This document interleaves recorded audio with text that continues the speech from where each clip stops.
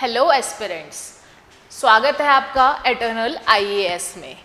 So guys, first of all I want कि मैं आपको आपके 2-3 क्वेश्चंस के खुद जवाब दूं, आंसर्स दूं, जो आपने बहुत बार अपने लेक्चर्स के अंदर पुट ऑन करे हैं। फर्स्ट ऑफ ऑल आपका ये सवाल है कि lecture is too short. Yes, the lecture is too short because it is a self pace series.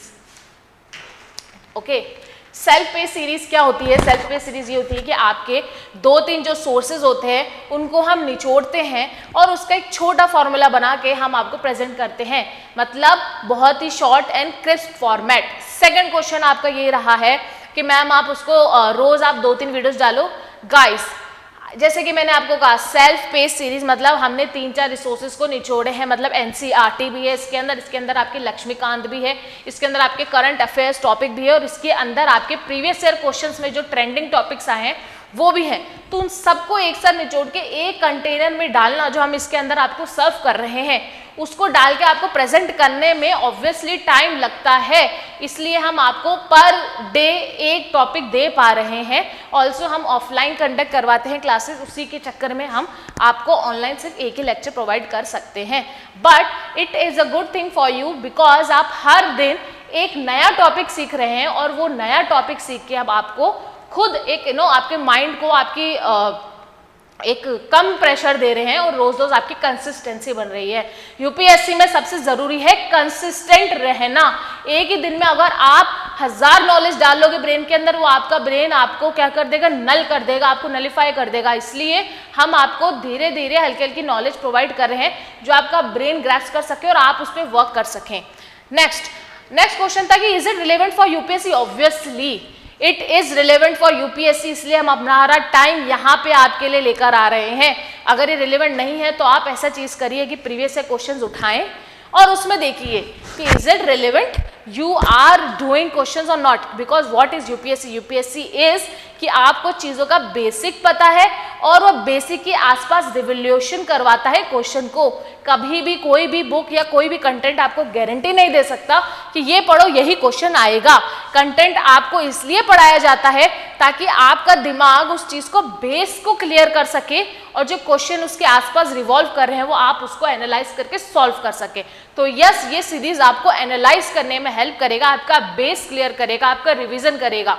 मैं आपको सजेस्ट करूंगी कि आप ये वीडियो 2x की स्पीड से देखें या थोड़ा स्पीड अप करके देखें और एक वीडियो को आप 2 से 3 बार देखें, क्योंकि ये शॉर्ट है। I think mostly 15-20 minutes 10 minutes, तो इसको आप 2 से 3 बार देखें एक वीडियो को। वाई? ताकि आपका जो बेसिक है वो क्लियर हो सके और एक दिन में आप एक टॉपिक को एकदम खत्म कर दें, गुड बाय टाटा कर दें। तो इसलिए ये आपके जो क्वेश्चंस थे यहाँ पे मैंने कर दिए हैं clarify. So without wasting our time, हमारी जो सेल्फ पेस सीरीज है जिसका अल्टीमेट मोटिव है कि आपको हम जल्द से जल्द चीजें करवाएं, क्विक एंड इजी, दिमाग से वर्क स्मार्ट करने के लिए हम उसके लिए हम आपको धीरे धीरे हर दिन एक टॉपिक देंगे, short, crisp and important. Okay, lecture 7 fundamental rights. Okay, let's go. Rights which are guaranteed and protected by the constitution, justiciable. अब देखो, फंडामेंटल राइट्स ये है कि आपको कॉन्स्टिट्यूशन उसको गारंटी करता है। इसका मतलब क्या है? अगर आपके कोई भी फंडामेंटल राइट ग्रैप्स करता है या उसको आपको आपके फंडामेंटल राइट एक्सरसाइज करने नहीं देता, तो आप डायरेक्ट क्या कर सकते हो? सुप्रीम कोर्ट तक जा सकते हो। आपको किसी की परमिट लेने की जरूरत नहीं है कि हाई कोर्ट आपको परमिट देगा तभी आप सुप्रीम कोर्ट जा सकते हो। No, you can directly move to Supreme Court. ठीक है, justiciable directly move to Supreme Court for their enforcement. बता ही दिया मैंने आपको first point. Second, can be curtailed और repeal but only via constitutional amendment. Obviously ये फंडामेंटल राइट्स है, लोगों का एक तरीके से विश्वास है कॉन्स्टिट्यूशन के ऊपर, तो अगर उनको आप चेंज कर रहे हो तो उसके लिए कॉन्स्टिट्यूशनल अमेंडमेंट लगेगा। पार्लियामेंट के अंदर पावर नहीं है कि वो फंडामेंटल राइट चेंज करे, वरना अगर कोई भी गवर्नमेंट आती है जिसके अलग अलग विचारधारा है, वो अपने हिसाब से फंडामेंटल राइट चेंज करेगी, राइट? कि नहीं हमें तो नहीं लगता ये फंडामेंटल राइट अच्छा है, चलो हम इसको ये चेंज कर देते हैं, वो चेंज कर देते हैं। तो उसी से बचने के लिए इसको क्या रखा गया है? अमेंडमेंट में रखा गया है कि कॉन्स्टिट्यूशनल अमेंडमेंट करना होगा। Next, can be suspended. Obviously हमारा जो कॉन्स्टिट्यूशन है उसको बनाया गया है पानी की तरह कि किसी भी सिचुएशन में, किसी भी टम्बलर में अगर हम उसको फिलअप करते हैं तो वो उसकी शेप ले ले, तो उसको हम सस्पेंड कर सकते हैं कुछ सिचुएशंस में। जैसे कि क्या होता है, कोई इमरजेंसी आ जाती है जिसमें सारा नेशन एक जगह बिजी है, वॉर है, तो उस टाइम पे हम क्या करते हैं, हमारे फंडामेंटल राइट्स को सस्पेंड कर देते हैं, थोड़े टाइम के लिए हम उसको बंद कर देते हैं। क्यों? ताकि कोर्ट्स वगैरह, Indian government, Indian arm force, ये सब क्या होती है, इस चीजों में बिजी रहती है। तो इन चीजों को एक साथ हैंडल करना is a very hectic thing, इसलिए उनको सस्पेंड करा जाता है, राइट।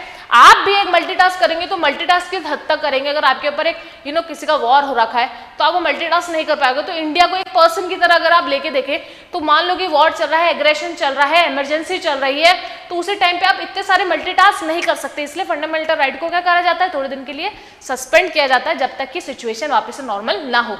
लेकिन इसमें दो एक्सेप्शन है। First, national emergency except article 20 and 21। अगर नेशनल इमरजेंसी है, सब फंडामेंटल राइट को सस्पेंड कर दिया जाएगा except article 20 and 21। Article 21 is right to life and article 20 criminal justice. Criminal justice का मतलब क्या है? आप एक क्रिमिनल हो, लेकिन इसका मतलब ये नहीं है कि आप ह्यूमन नहीं हो। इसका मतलब क्या है कि आपके ऊपर जो भी आपके ऊपर सजा दी जाएगी वो वही दी जाएगी जो आप डिजर्व करते हो। ऐसा नहीं है कि आप अपोजिशन पार्टी से हैं तो रूलिंग पार्टी कर रहे हो, चलो इसको तो डबल सजा दे देते हैं, इसको तो 4 बार सजा देते हैं। वो इंश्योर करता है आर्टिकल 20 के आपने जो करा है वही भरना पड़े। Next, article 19 can only be suspended if emergency due to war. अगर कोई भी इमरजेंसी है ड्यू टू वॉर तो आर्टिकल 19 तब ही सस्पेंड होगा। आर्टिकल 19 क्या है? आर्टिकल 19 ये है, right to freedom of speech, expression, assembly, movement, association and profession. Article 19 ensure करता है कि आप एज एन इंडिविजुअल फ्री हो अपनी स्पीच के लिए। मैं एक फ्री मनुष्य हूं, मैं जो दिमाग में फील करती हूँ, मान लो जो भी मैं बोल रही हूँ रोबोट थोड़ी बोल रहा है, I am a human, I am an Indian citizen. मैं आपको जो बता रही हूँ, I am free, I can use any terminology to explain you students, right. Expression, मैं अपने एक्सप्रेशन, मैं अपनी थॉट्स, बिलीफ को किस तरीके से वे ऑफ स्पीच में आपको प्रेजेंट कर पा रही हूँ। असेंबली, मेरे को मेरा पॉलिटी एंड गवर्नेंस की एक असेंबली बनाई है। मैं चाहती हूँ देखना कि इंडियन की polity and governance according to constitution चल रही है, तो मैं उसकी असेंबली बना सकती हूँ, ग्रुप ऑफ पीपल उसके लिए हायर कर सकती हूँ, मैं उसके लिए मूवमेंट भी निकाल सकती हूँ, मैं उसके लिए एक धरना भी दे सकती हूँ कि यार ये चीज़ नहीं हो रही, ये चीज़ नहीं हो रही है। और या मैं कुछ ग्रुप ऑफ पीपल को अगर कुछ चीज़ गलत हो रही है उसके लिए मैं मूवमेंट निकाल सकती हूँ, सड़क पे मार्च करना, कैंडल मार्च वगैरह, ठीक है। Next, okay. एसोसिएशन, वही मूवमेंट, एसोसिएट बनाना, ग्रुप ऑफ पीपल बनाना। और प्रोफेशन, आज मेरा प्रोफेशन है आप सबको पॉलिटी एंड गवर्नेंस पढ़ाना, आपको लेक्चर्स देना आईएएस के रिलेटेड, यूपीएससी से रिलेटेड पॉलिटी एंड गवर्नेंस को क्लियर करना, तो ये मेरा प्रोफेशन है। जैसे पहले लोगों का प्रोफेशन होता था कि राजा का बेटा राजा ही बनेगा। एक अगर पॉटर है, पॉटर का पेपर बेटा, नॉट हैरी पॉटर, पॉटर घड़े बनाना, ठीक है, हैरी पॉटर का बेटा, ठीक है। सो वो जो प्रोफेशन था, अब इंसान इतना आजाद है कि भाई अगर राजा के बेटे को पॉटर बनना है तो वो बन सकता है, अगर पॉटर के बेटे को राजा बनना है तो वो बन सकता है। Getting it? Free to profess anything. India is very diverse. हमारे खुद के पीएमजी चाय वाले थे और वो पीएम बन चुके हैं, तो प्रोफेशन आप जो चाहते हैं आप यहाँ बन सकते हैं, ठीक है। नेक्स्ट, अब देखो फंडामेंटल राइट एट ग्लैंस, मैंने आपको आर्टिकल 19 तो समझाई दिया, आर्टिकल 19 to 22 ये सारी चीजें इंश्योर करता है। Next, right to equality 14 to 18, abolition of untouchability and abolition of titles. तो राइट टू इक्वालिटी मतलब हम सब इक्वल हैं, इसलिए किसी को भी प्रिविलेज नहीं रखा गया है कि आप बोले कि अरे ये अछूत है, इसको हम टच नहीं करेंगे। Guys, you all are equal, we all are made from skin.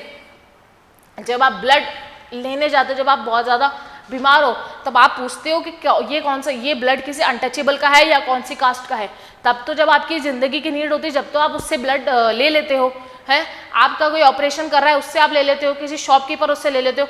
So the thing is, ये आपको बताता है कि we all humans are equal. तो इसलिए अनटचेबिलिटी या ये टाइटल्स देना किसी को, वो सब क्या है इसके अंदर? क्रॉस, नो, ठीक है। Next, right against exploitation. अब देखो, एक्सप्लॉइट करना है, किसी को जबरदस्ती कोई चीज करवाना, जैसे कि फोर्स लेबर और ट्रैफिक ऑफ ह्यूमन को ट्रैफिक करना। छोटे छोटे बच्चे किडनैप हो जाते हैं, एक कंट्री से दूसरे कंट्री भेज दिया जाता है, एक स्टेट से दूसरे स्टेट भेज दिया जाते हैं। वो सिर्फ इसमें क्या है, ये फंडामेंटल राइट उनका क्या हो रहा है, अब्यूज हो रहा है, तो इसके लिए भी वो सुप्रीम कोर्ट डायरेक्ट जा सकते हैं। Next, right to freedom of religion. Freedom from payment of taxes for promotion of any religion, मतलब आप किसी भी रिलीजन से है, आपको एक राइट है, आपका फंडामेंटल राइट है कि आपको कोई दूसरा रिलीजन जो मेजॉरिटी में है, जो ज्यादा संख्या में है, वो आपको ऐसे बोले कि नहीं हमें ये बनाना है, हमारा वो बनाना है, आपको तो आपके टैक्सेस पे करने पड़ेंगे, it is compulsory, no it is not, कोई भी आपसे किसी और रिलीजन के टैक्सेस नहीं ले सकता है। Next, cultural and educational right, article 29 to 30, right of minorities establish educational institute, minorities जो ऑलरेडी संख्या में कम है, उनको ऑब्वियसली जरूरत पड़ेगी कि वो अपना एजुकेशन, अपने बिलीव्स को आगे बढ़ाए, तो उनके पास ये तरीके का राइट्स है कि वो अपने एजुकेशनल इंस्टीट्यूट खोल सकते हैं, और अगर ये राइट उनको नहीं एक्सरसाइज किया जाता तो वो भी उसको एक्सरसाइज करने के लिए सुप्रीम कोर्ट जा सकते हैं कि हमारा फंडामेंटल राइट यहाँ पे क्या हुआ है, एब्रोगेट हुआ है। ठीक है, राइट टू कॉन्स्टिट्यूशनल रेमेडीज, अब ये सबका वो है व्हाट वी से पापा जी, ठीक है, ये है पापा जी, ये है बेडरॉक, मतलब ये अगर सारे फंडामेंटल राइट्स हैं तो ये इनके पापा हैं। ठीक है, मतलब इसके बिना ये सारे फंडामेंटल राइट क्या है, बेकार हैं। क्यों? क्योंकि ये इंश्योर करता है कि आज सुप्रीम कोर्ट अपने फंडामेंटल राइट्स लेने के लिए जा सकते हैं। समझ में आ गया? मान लो आप बोलो फंडामेंटल राइट, सब बोले फंडामेंटल, हमारा तो राइट है, राइट है, राइट है, अगर आपका राइट छीन लिया गया तो आप क्या करेंगे? वही ये आर्टिकल आपको बताता है, आप जाएंगे सुप्रीम कोर्ट, और सुप्रीम कोर्ट वहां पे क्या करेगा, रिट्स इशू करेगा। रिट्स मतलब सुप्रीम कोर्ट की पावर, समझ में आ गया? सुप्रीम कोर्ट की पावर, अगर उनके पास कोई भी अप्रोच करता है, उनके पास क्या क्या पावर है, सुप्रीम कोर्ट वो पावर कैसे इंडिपेंडेंटली खुद ये क्या कर सकते हैं, इशू कर सकते हैं, उनको रिट्स बोलते हैं। रिट्स मतलब power of the Supreme Court. Writs can also be issued by higher court. ठीक है, टाइप्स ऑफ रिट्स, रिट्स क्या है, Supreme Court and higher court article can issue the writ, दोनों रिट्स इशू कर सकते हैं, सुप्रीम कोर्ट भी higher court भी। सुप्रीम कोर्ट किसके लिए कर रहा है, फंडामेंटल राइट्स के लिए इशू कर सकता है रिट्स, और हायर कोर्ट क्या है, आप किसी भी सब्जेक्ट, एनी सब्जेक्ट के लिए वो रिट इशू करता है। इसका मतलब सुप्रीम कोर्ट रिस्ट्रिक्टेड है कि वो सिर्फ फंडामेंटल राइट्स के लिए ही इशू कर सकता है रिट्स, लेकिन हाई कोर्ट एनी सब्जेक्ट के लिए रिट्स इशू कर सकता है। इसका मतलब अगर रिट्स का देखा जाए कि किसके पास कितना ज्यादा अथॉरिटी है, तो देखो हायर कोर्ट के पास ज्यादा ज्यादा सब्जेक्ट्स हैं रिट्स इशू करने के लिए as compare to Supreme Court. Getting it? ये इंपॉर्टेंट है, याद रखना। रिट्स कितने टाइप की होती है? ठीक है, फर्स्ट ऑफ ऑल इनके जो नाम है प्लीज डरना मत, ठीक है क्योंकि इनके जो नाम है ये बहुत ज़्यादा अजीब अजीब से हैं, मुझे भी बहुत डिफ़िकल्टी होती है इनको बोलने में, तो हम इसको अपने लैंग्वेज में बोलिए बस। इसका आपको देखो, आप यहाँ पे कोई लैंग्वेज क्लासेस में नहीं आए, आप यहाँ पे दिमाग के क्लासेस में आए हैं, तो दिमाग लगा के चीज़ों को समझिए। आप कुछ भी बोलिए ना, इसको रामू शामू कामू कुछ भी बोलिए, पर समझ में आना चाहिए। ठीक है, तो सबसे पहला है हबीब कॉर्पस। अब देखो कॉर्प का मतलब तो आपको पता ही होगा, बॉडी, ठीक है, कॉर्प्स, ठीक है, तो बॉडी, तो मतलब produce the body before it. इसका मतलब अगर आपको कभी अरेस्ट कर लिया गया है और आपको अरेस्ट करके पुलिस वाले कहीं ले गए, आपको ये कोर्ट इंश्योर करता है, सुप्रीम कोर्ट, कि आपको कहीं पे भी अरेस्ट कर दिया गया विद इन 24 आवर्स आपको कोर्ट के आगे पेश किया जाए कि किस लिए आपको जब्त किया गया है। ठीक है, next, mandamus, commanding public official to perform its official duties. मान लो कि मैं एक IAS ऑफिसर हूँ, या मैं एडमिनिस्ट्रेटिव अथॉरिटीज़ में हूँ, ठीक है, मैं अपनी ड्यूटी अच्छे से नहीं कर पा रही हूँ, इससे पब्लिक बहुत परेशान हो रही है। उन्होंने बोला कि हमारे फंडामेंटल राइट क्या हो रहे हैं, कब हो रहे हैं, तो वो सुप्रीम कोर्ट के पास, सुप्रीम कोर्ट ने मुझे मैंडेमस इशू कर दिया और मुझे बोला कि भाई आप आपकी ड्यूटीज अच्छे से नहीं कर रहे हो, आपको ये ड्यूटी अच्छे से करनी पड़ेगी। ये हो गया mandamus. Second, prohibition, higher court to lower court preventing it jurisdiction only in judicial and quasi judicial bodies.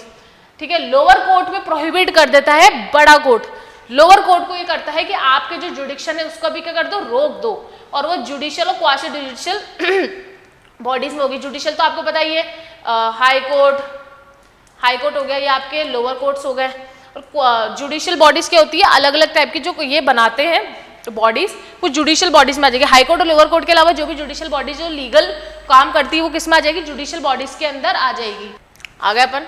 Prohibition, quasi judicial वही अपने ट्राइब्यूनल वगैरह जो अदर देन हाई कोर्ट और लोअर कोर्ट में आते हैं ट्राइब्यूनल, मान लीजिए इसको, ठीक है। Certiorari, higher court to lower court to squash the order.